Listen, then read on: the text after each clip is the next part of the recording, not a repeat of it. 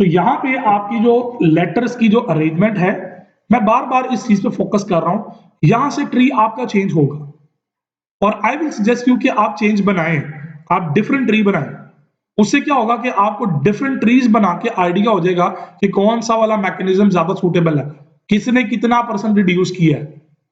आप कुछ ये भी कर सकते हैं कि वो सब नोड्स को एक ही लेवल पे ले आएँ। अब वो उसकी हाइट तो ट्री की कम हो जाएगी, लेकिन वो कॉम्प्लेक्सिटी डेवलप कर देगा, मज़ीद कॉम्प्लेक्स होता जाएगा।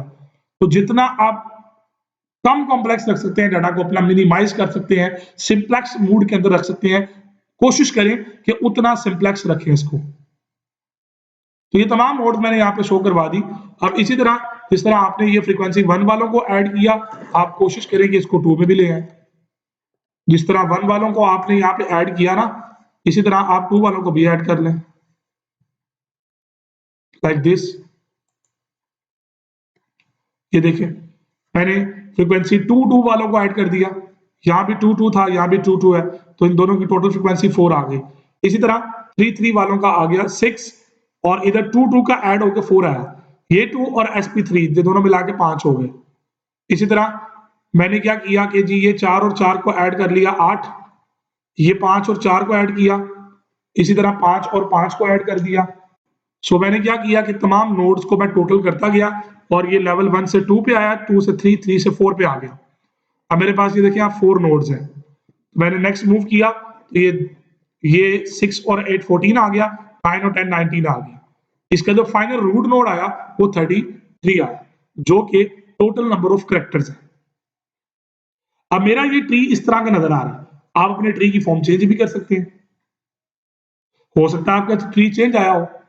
जब आप खुद मैनुअली काम खुद साथ-साथ कर रहे हैं, तो इसके अंदर फ़र्क होगा। मेरे ट्री में और आपके ट्री में फ़र्क आ जाएगा।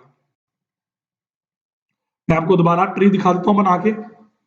मैंने 1 नोड वालों को ऐड किया पहले, उसके बाद मैंने 2 वालों को ऐड कर दिया। फिर मैंने लेवल आगे डेवलप किया। नेक्स्ट लेवल पे लेके गया। उससे next level, finally root level. तो इस तरह आपने अपना ट्री कंप्लीट कर लिया। अब ट्री आपका कंप्लीट हो चुका है। ये आपके एल्गोरिदम का सेकंड स्टेप था।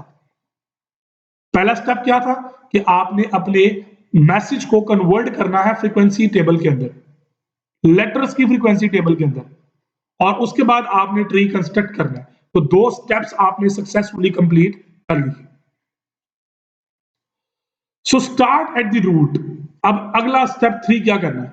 रूट से स्टार्ट करना है। Assign 0 to the left branch and 1 to the right branch.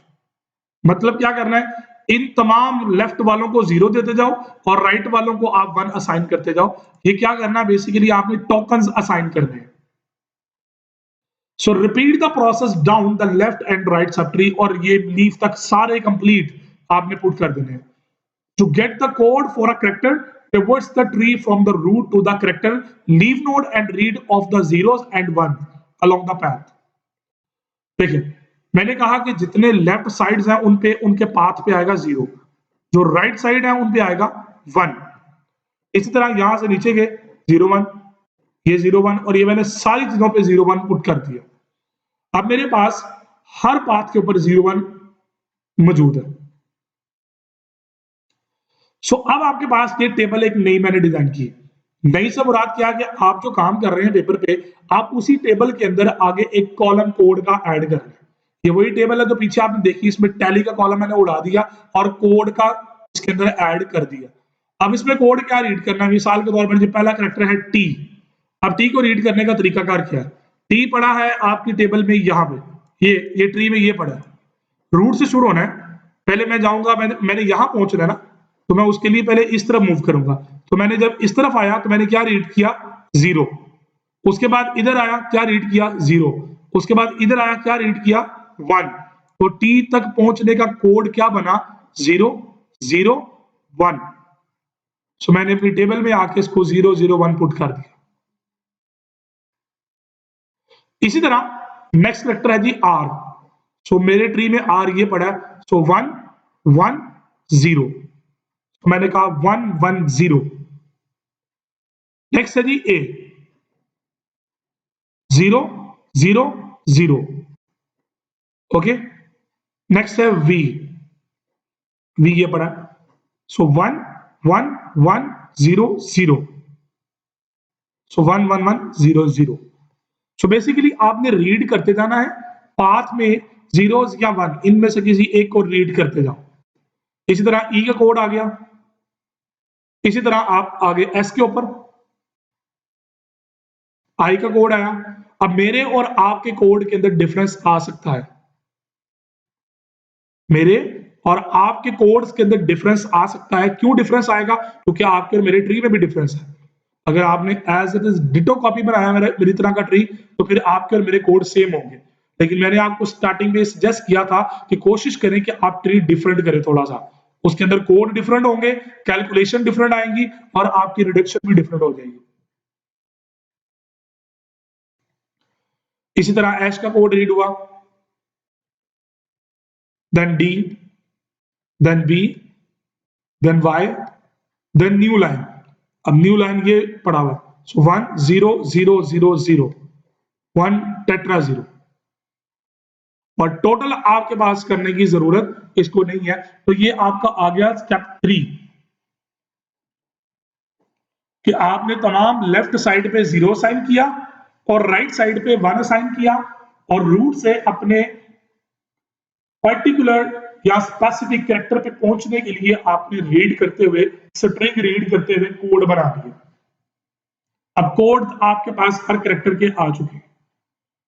वैसे अगर आप ट्रेवल करवाते हैं ओरिजिनल मैसेज, तो 264 बिट्स ट्रेवल होनी थी, 264।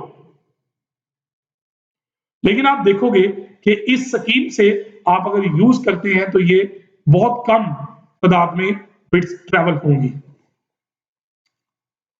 तो अगला कॉलम क्या है जी? अगला वर्क क्या है कि मैंने इसको पूरे को एक स्ट्रिंग की फॉर्म में ले आया। अब वो स्ट्रिंग किस तरह से आया देखें, टी था तो यहाँ पे टी का कोड लिख दिया, आगे आर था तो आर का कोड लिख दिया, ए तो ए का कोड, एंड सो ऑन। आपने तमाम लेटर्स को कोड्स के अंदर कन्वर्ट करके बाइनरी कोड लिख दिया। अब ये आपके जो ओरिजिनल मैसेज है वो इनकोड हो चुका है इस कोड की फॉर्म में।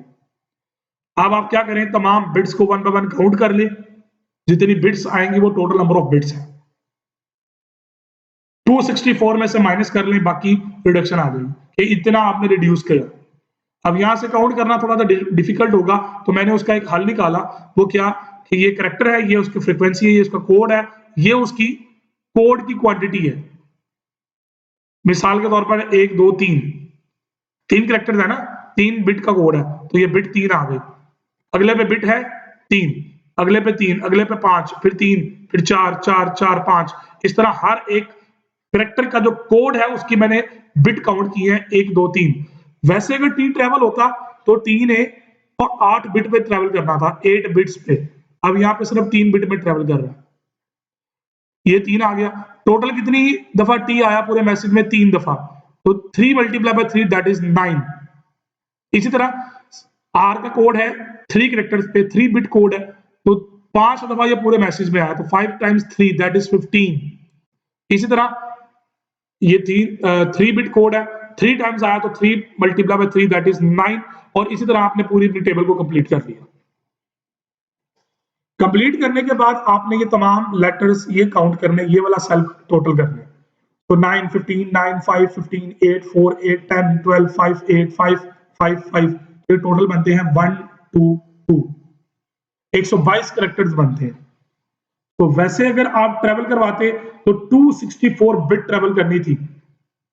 आपने हफमैन इन कोड का इस्तेमाल करते हुए आपने अपनी बिट्स को 122 पे ले आए।